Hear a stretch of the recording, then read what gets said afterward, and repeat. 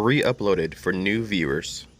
Yo, Kippy Sky here, what's going on YouTube? Welcome back to the channel, and today I want to talk to you guys about why you should try your best to avoid upping your channel levels above 0 dB. We're going to talk about in this video what that means, what do I mean by speaker levels, why is it bad to go over 0, and what kind of problems does it introduce. We're going to talk about that all in this video here. And I have my Anthem Avium 70, it's my preprocessor that I'm going to use as an example throughout this video, but your preprocessor or AV receiver has the same setting.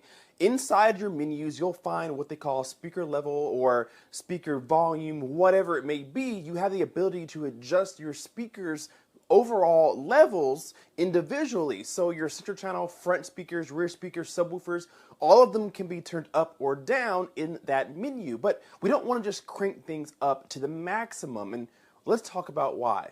Alright, so we are inside my menu here on my screen. I can control my phone, or I can control my whole system with my phone using the Anthem Avium 70 app. But these settings are in your AV receiver or preprocessor, maybe under a different name, under a different menu, but you guys have the same menus. So let's talk about levels. If I go to Settings, Setup Menu, hit Speakers, and then I go down to Levels, these are your levels, meaning each speaker has the ability to have its volume level tuned. So for one, for two, front left, front right, so on and so on, depending on how many speakers you have, you guys can change the volume for each individual speaker. And they are measured in terms of dB or decibels, how loud something is. And you can usually turn it down to -10 all the way up to +10, 0 being no volume change at all. So the lower the number, negative the number, the softer the volume.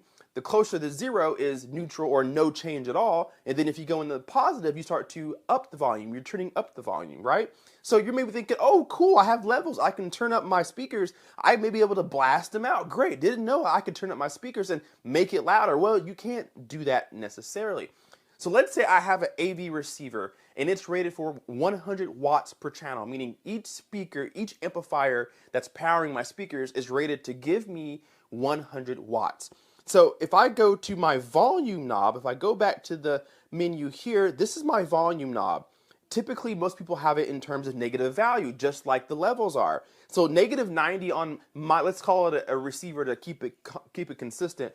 Let's say my receiver at -90 dB is pretty much mute. There's no volume level, but I can turn this volume up as loud as I want to, all the way up to 0 dB, or as we know it, reference level. If I turn this up to 0 dB, that means that I'm asking my receiver to give you my full 100 watts. I have my friends over, I have a packed house, I have a big room, I want all the power, I want it to be turned up to max power, 100 watts. So if I turn this volume knob all the way up to 0 dB, I'm asking for my amplifiers to give me the full power.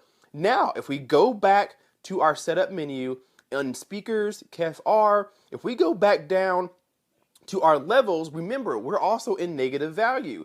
Anything that you have in the positives, you are now asking for your amplifier to do more than what it's capable of. Remember, our volume knob goes up to 0 dB. That is max volume. So if I start changing my levels to be higher than 0 dB, then I'm asking for more power that I don't have. And that's called clipping. Clipping, in short, is a distorted signal. It's a cut sine wave that's coming through your speakers. It's nasty. It can blow your speakers. It can harm your amps. It can cook your voice coils. It is not a good thing, and it sounds terrible. You can hear clipping. It is a level of distortion that will potentially very quickly fry your speakers, if not the speakers and your amplifiers, in this case your AV receiver. So you want to keep your levels below or at 0 dB so that when you do turn up your volume knob, you're not exceeding that power rating. So assume if you have your volume knob on 0, if you have your levels higher than 0,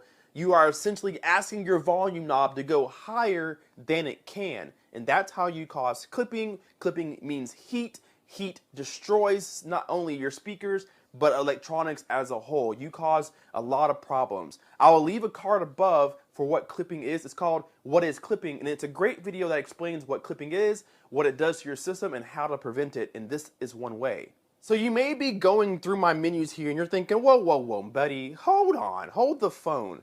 You're telling me right now that I can't go over 0 dBs in my levels, but you've gone over it. Look at your settings, look at your center channel, look at your surrounds, look at your Dolby Atmos speakers. You're above 0, buddy. So why are you telling me I can't? Well, there are times when you have to go over it. Now, like I said, if you turn your volume knob, your overall volume knob to max, that's when you have problems. But if you never reach reference level in your system, you're probably going to be okay to go over 0, a couple dB. It shouldn't hurt anything. If you run your calibration, you probably have built-in calibration like Odyssey or Dirac Live, or even Anthem has their ARC. If you have that software, they're going to do your calibration for you, and they're going to try to set your levels for you, and a lot of times they'll be higher than 0, and sometimes that is okay. Why is it okay? What's the exception to the rule? Well, like we said, one, if you don't ever turn your volume knob close to reference level or its max level, then you probably won't ever have a problem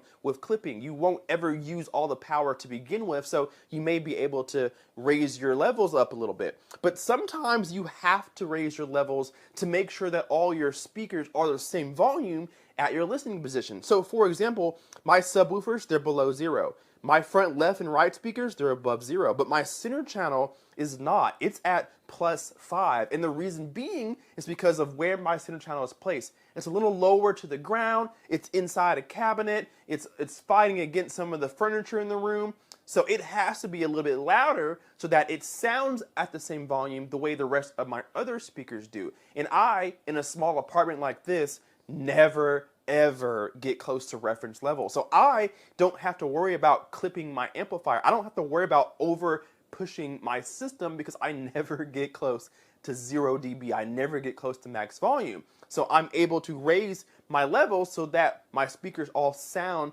the same volume where I sit. So for example, my surround left and my surround right, those speakers are the furthest away from my seat. They're the farthest away. So they need to be a little bit louder than the rest of the system so that when they do reach my ear, they come at the right volume compared to the rest of the system. So like we said, sometimes you need to boost your levels just a little bit so that you can hear them. Sometimes they're hard to hear. My Atmos speakers, they're in the ceiling, right? And their sensitivity isn't the best. They're not the most efficient speakers. So less efficient speakers call for more power. And so you have to raise the volume a little bit so that you can actually hear the speakers. But you only want to do this if you don't max your volume out a lot. You don't want to have to worry about adding strain to your amplifiers or receivers because you will if you max your volume up and max your levels. So you have to be careful with that. So you may be wondering, okay, great. So if I have a receiver and I have amplifiers built in, be careful. But what if I have external amplification? What if I have a preprocessor and I'm using RCAs to plug into my amplifier? Will I still cause myself problems? Yes, you will. Because now you have RCAs going from the back of your AV processor to your amplifier. You can still send a dirty signal to your amplifier and cause yourself the exact same problem. So you still can't boost up those levels to the maximum. You still can't do that because your amplifier, those RCAs, they have a voltage rating. Your RCA output may only be rated to a certain voltage level. And if you start jumping your levels too high, you start to send a bad voltage, you start to send a dirty signal to your amplifiers, thus still causing yourself the same problem. You may be able to turn your levels higher because you're using higher quality gear or more powerful gear, but you still can run into the same problem. So that's where the subwoofer comes in. You may be thinking, what about my subwoofers? It has its own power on the back. Can I crank up my subwoofer levels? No, you can't. It's still an amplifier and it's still rated for a certain wattage. If you start to crank up the subwoofer levels, whether that's an AV processor or an AV receiver, you can still send a bad signal to your subwoofer, a clipped signal, and it will play that signal and you will fry, if not your sub itself, you'll fry the amp. One of those two will happen. So even though you're using external amplification, or even though you're sending a signal to your subwoofer, you can still send a dirty signal to your system if you crank your levels too high. So you have to be careful regardless of if you're using a receiver or if you're using external amplification.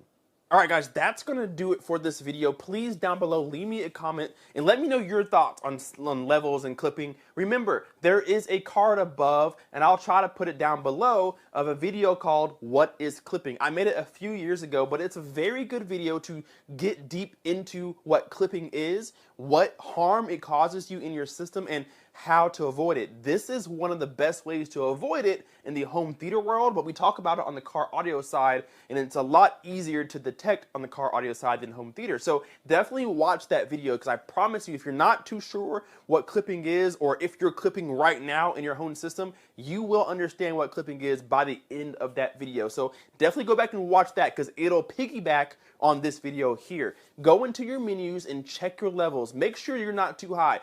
+2, +3, maybe even +4 isn't going to cause you too much harm. But if you're nearing +6, 7, 8, 9, 10 or greater, you are at large risk of harming your speakers if you're somebody who listens to your system at a very high volume. So thank you guys so much for watching. Hit that like button, leave me a comment down below, and we will see you guys in the next video.